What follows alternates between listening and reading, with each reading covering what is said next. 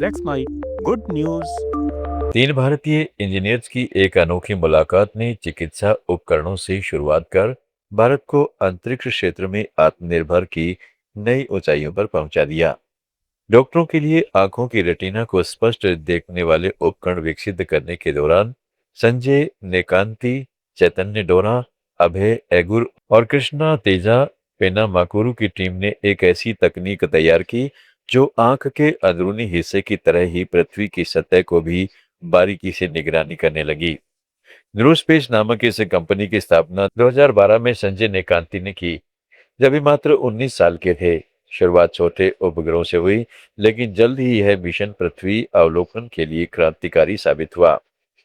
संजय कहते हैं, चाहे रेटिना की इमेजिंग हो या पृथ्वी की, जिम्मेदारी एक ही है, स्पष्ट देखना और समय पर कार्रवाई करना। इस दर्शन ने कंपनी को भारत का पहला निजी उपग्रह बनाने के लिए प्रेरित किया। 2022 में थाईबोल्ट 1 और थाईबोल्ट 2 नैनो उपग्रह इसरो के पीएसएलवी से लॉन्च हुए, जो स्वदेशी तकनीक का कमाल थे। इन उपग्रहों ने विदेशी उपकरणों पर निर्भरता कम कर दी। अब जहाजों की ट्रैकिंग से लेकर फसलों, जंगलों और इंफ्रास्ट्रक्चर की निगरानी संभव हो गई।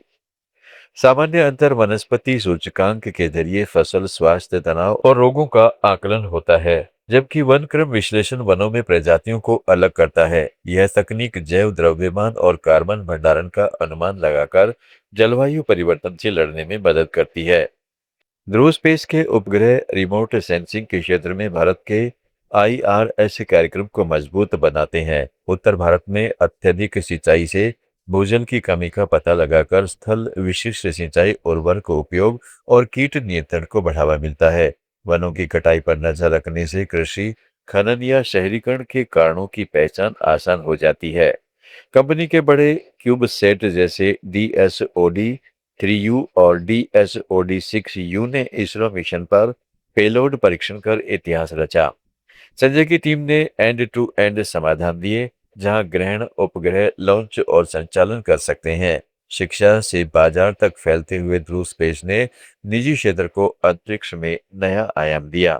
इस सफलता के पीछे से संस्थापकों का योगदान अहम है। चैतन्य, अभय और कृष्णा ने संजय के साथ मिलकर बाजार को बदल दिया, जो पहले सिर्फ शैक्षणिक संस्थानों और इसरो तक सीमित था। आज भारत के पास दुनिया का सबसे बड़ा रिमोट सेंसिंग उपग्रह समूह है, जो प्राकृतिक संसाधनों, आपदाओं के मानचित्रण और प्रबंधन में सहायक है। जल, वन, मत्स्य पालन और तटीय क्षेत्रों की निगरानी से स्थानीय विकास को बल मिला। यह यात्रा चिकित्सा से अंतरिक्ष तक का सेतु है, जो आत्मनिर्भर भारत का प्रतीक बनी। संजय का कथन सच्चाई बयान करता है। स्पष्ट दृष्टि ही कार्रवाई की कुंजी है। ध्रुव स्पेस ने केवल तकनीकी क्रांति लाया, बल्कि युवा इंजीनियर्स को प्रेरित कर रहा है कि जड़ें मजबूत हों और आसमान की सीमा नहीं। ये कहानी नवाचार, दृढ़ता और राष्ट्रीय गौरव की मिसाल है, जो भारत को वैश्विक अंतरिक्ष शक्ति बना रही है। महाराष्ट्र के सतारा में प्याज उत्पादन महिला किसानों की जिंदगी का एक कठोर हकीकत से जूझ रही है। जहां उत्पादन लागत 25 रुपए प्रति किलो है, लेकिन बाजार में उन्हें महज 18 रुपए ही मिलते हैं। यह 8 रुपए का फासला हमारे लिए महज संख्याओं का खेल लग सकता है, लेकिन इनके लिए यह सुरक्षा और जीविका के बीच का फर्क है। सूरज निकलने से पहले उठकर घंटों धूप में खेतों में मेहनत करने वाली ये महिलाएं हर फसल कटाई के साथ उम्मीद रखती हैं कि कमाई से राशन, खाना पकाने का तेल, बच्चों की किताबें और रोजमर्रा की छोटी जरूरतें पूरी हो जाएंगी। लेकिन जब बाजार कीमत लागत से कम हो जाती है, तो उम्मीदें समायोजन में बदल जाती हैं। खाने में कटौती, बच्चों की जेब खर्ची छोड़ना या शिक्षा पर असर। मानदेशी फाउंडेशन का यह संयुक्त अभियान इन महिलाओं के जीवन में सूरज की किरणें बनकर आया है। सौर डिहाइड्रेटर के जरिए वे अपनी फसल को सुखाकर संरक्षित कर सकती हैं, जिससे ऑफ सीजन में भी बिक्री संभव हो और आय साल भर चले। महाराष्ट्र जैसे सूखाग्रस्त इलाके में, जहां 2012 की भयंकर सूखे ने किसानों को तोड़ा था, सौर ऊर्जा आधारित यह तकनीक वरदान साबित हो रही है। एक सौर ड्रायर ने अनाज, सब्जियां, फल साफ सुथरे हालात में जल्दी सुखाए जा सकते हैं, वो भी बिना बर्बादी के। इससे न केवल नुकसान रुकता है, बल्कि मूल्य वृद्धि वाले उत्पाद बनाकर आय 500 से 800 या 1800 से 2000 रुपए मासिक तक पहुंच जाती है। 4 महिलाएं एक ड्रायर पर बारी-बारी काम करती हैं। रोज 2 घंटे में काम निपटाकर घरेलू जिम्मेदारियां और अन्य कमाई के अवसरों के लिए समय बचाती हैं। महादेशी फाउंडर, जो महिला उद्यमियों को वित्तीय और सामाजिक सहायता देता है, ने कृषि और मृदा परीक्षण केंद्र, मियावाकी वनारोपण शेतीशाला वर्कशॉप और सब्सिडी सुविधाएं शुरू की। 2023 से 184 किसानों को सब्सिडी के लिए पंजीकृत किया, जिनमें 28 को सरकारी पोर्टल पर मंजूरी मिली। ड्रिप इरिगेशन, फल बागान, फार्म मशीनरी और जल संचयन तालाबों के लिए कोविड काल में 1000 परिवारों को इलाज, 324 बेड, 20,000 राशन पैकेट और 10,000 फ्रंट लाइन वर्कर्स को गियर देकर सहारा दिया।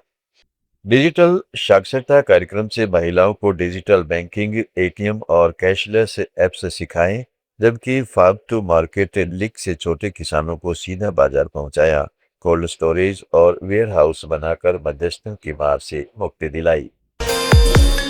उत्तर प्रदेश के गोरखपुर जिले के सहजनवा पिपरोली ब्लॉक के बनोड़ा गांव के 28 वर्षीय शिक्षिका दिव्या सिंह ने मानव सहन शक्ति की नई मिसाल कायम करते हुए माउंट एवरेस्ट बेस कैंप तक साइकिल से पहुंचकर इतिहास रच दिया।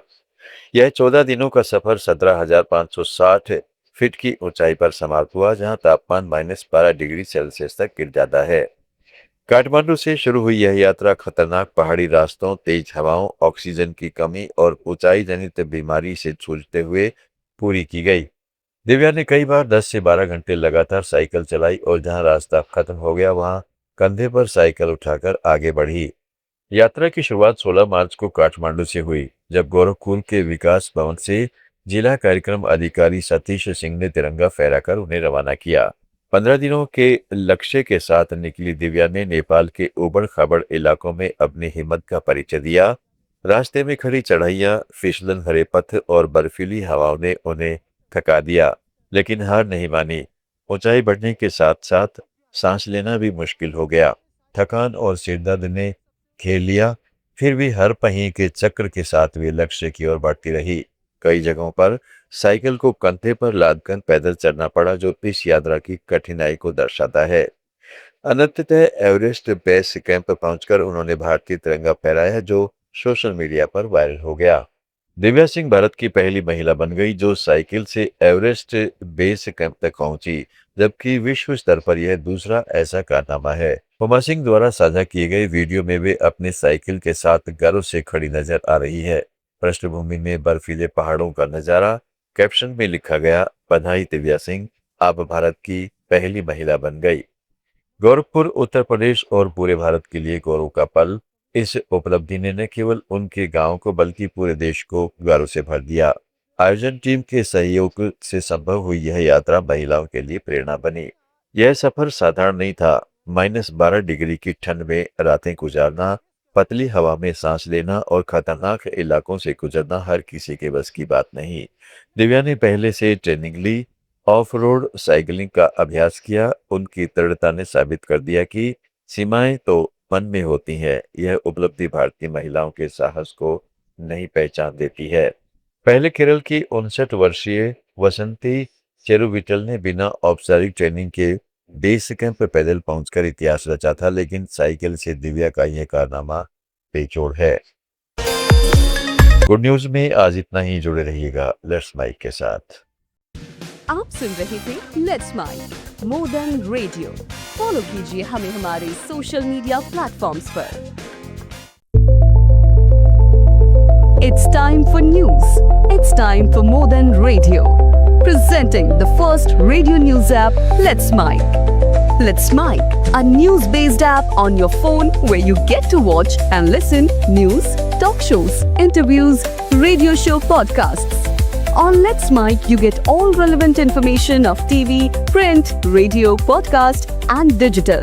Let's Mic talks about every segment of life.